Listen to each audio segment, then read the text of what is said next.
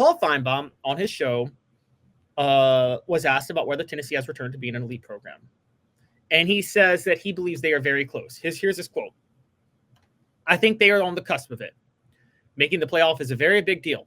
Remember, Tennessee only has one national championship in almost 70 years. So it's not like they've been at the trial very often, but they're pretty close. Unquote. And one of the reasons I'm intrigued by him saying this is, are Tennessee fans tired of hearing that they're on the cusp of being elite in football and not just elite? I mean, I thought 2022 was the cusp. Like, how long are you allowed to be on the cusp before you say we're here and we're done? Let's ask that question. Do you feel more or less optimistic about Tennessee's chances of winning a national championship than you did in January 2024? Last Look brought to you by Doctors Campbell, Cunningham, Taylor, and Hahn. Look at me, LASIK, no contacts, no glasses, and I can see incredible. The first step to better vision is to visit ccteyes.com. The information you need is easy to access, and setting an appointment is as simple as clicking the tab. Doctors Campbell, Cunningham, Taylor, and Hahn, and Eye Care Optical at CCTI. Caleb, I can't sit here and tell you in January 2025 that I feel better about Tennessee's chances of winning the national championship. As a matter of fact, I probably am not as optimistic. What say you? I'm definitely less optimistic. Now, I say that as someone who picked them to win it all in 2024. I wouldn't have been less optimistic if they didn't win it all in 2024. But after watching them this past year, it's not that they didn't win it all. It's that they really showed they are like 2 levels behind winning it all still. And why do you say that? Because they weren't anywhere close to Ohio State's level talent-wise. Like, not even in the same stratosphere. And in the other big game they played against a playoff caliber team this year, Georgia, they lost by 2 touchdowns on the road.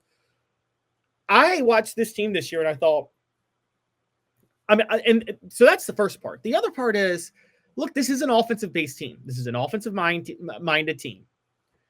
And the offense was nowhere close to where it was in 2022. We thought the only issue with 2023 was they didn't have the right quarterback in Joe Milton. Well, that just wasn't true. Okay, because the offense in 2024 looked a lot like 2023 and a hell of a lot not like the one in 2022. And so with that in mind, we got to start asking the question, yeah. I mean, I don't know if, Paul's saying on the cusp of being elite. They've been on the cusp for 3 years. This is like that. I mean, Dave, how often do you hear it when fans are like, oh, we're young, we'll be there. And then you get tired. You're like, I get tired of that a lot because I'm always like, well, the future's now. Okay. The future, like too many people obsess over the future and not think about the now.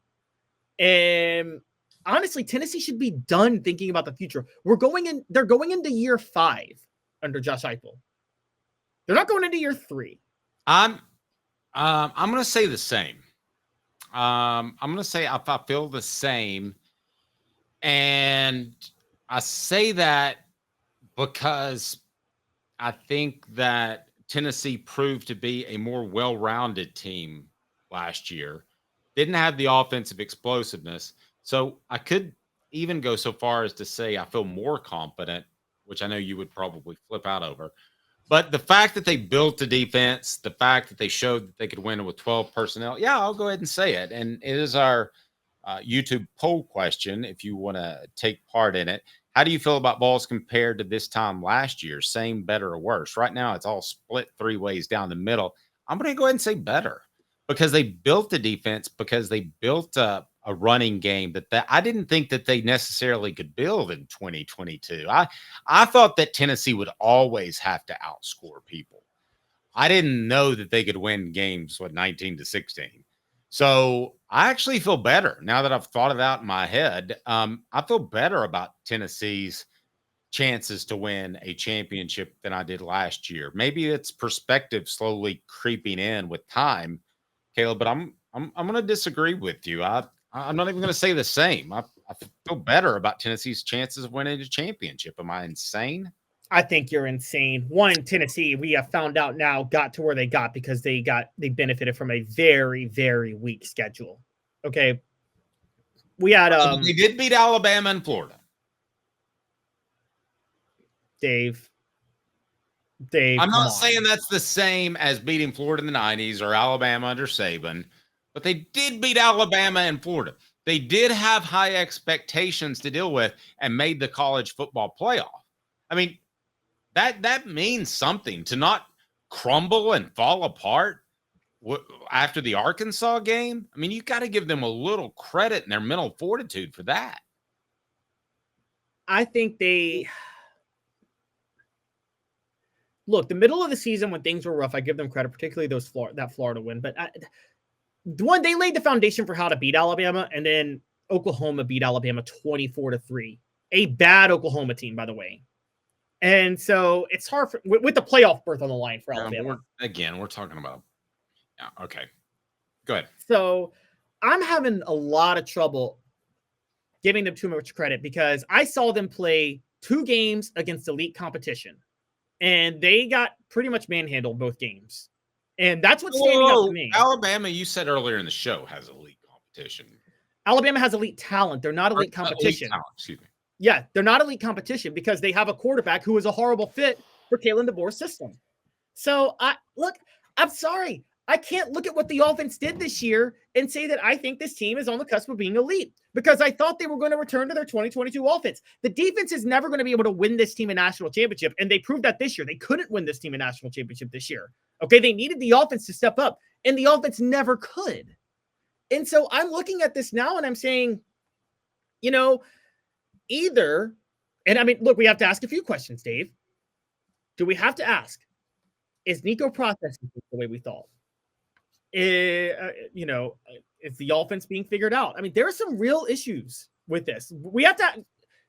Does Nico have the moxie that Hendon Hooker had as a leader?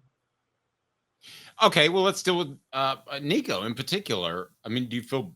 Obviously, everybody felt incredible about Nico this time last year. Why? Because you didn't know anything about him. You just knew he was highly recruited, talented, and going to be great, and had a year to learn the system. But let's dive a little deeper in this. Do you feel same, better, or worse about Nico than you did this time last year? Okay, I mean, he's coming off the bowl game against Iowa where he looked really sharp. I will tell you that I feel as good or better about Nico because I blame a lot of Tennessee's issues on the offensive tackles. I blame a lot of Tennessee's issues on injuries and maybe poor coaching at the receiver position. But I saw Nico make throws that I don't think most people can make. So I'm not down on Nico compared to this time last year at all. I'm down on him because I thought he was created in a lab to run this offense, and quarterbacks created in a lab to run. I actually referenced you on that Memphis show this morning, Al. Oh, you used that line. Well, the chemicals didn't exactly come together in that lab as you had hoped, but I don't think it's suddenly mustard gas like in The Water Boy. No, but pretty good reference, That is a good one. But what I'm trying to say is that created in a lab to run an offense, you're immediately dominant. I mean, Johnny Manziel was plugged in at Texas A&M without SEC talent and a first-year head coach who won the Heisman. I mean, that's what I thought with Nico in this offense, okay? And that just wasn't the case. And part of it could be the offense has been figured out, which is another issue that we're talking about. Either way, the point that I get to Paul Finebaum is how often are you allowed to be on the cusp of being elite? How long are you allowed to say we're rebuilding? Well, I mean, how long did it take Nick Saban to win his first championship? At LSU or at Alabama? What are we talking about here? Well, either 3 years. He won it in year 4 at LSU, and he won the SEC title in year 2 at LSU. Again, that was when he beat Tennessee. That game that loss never should have happened. But he won it by year 4.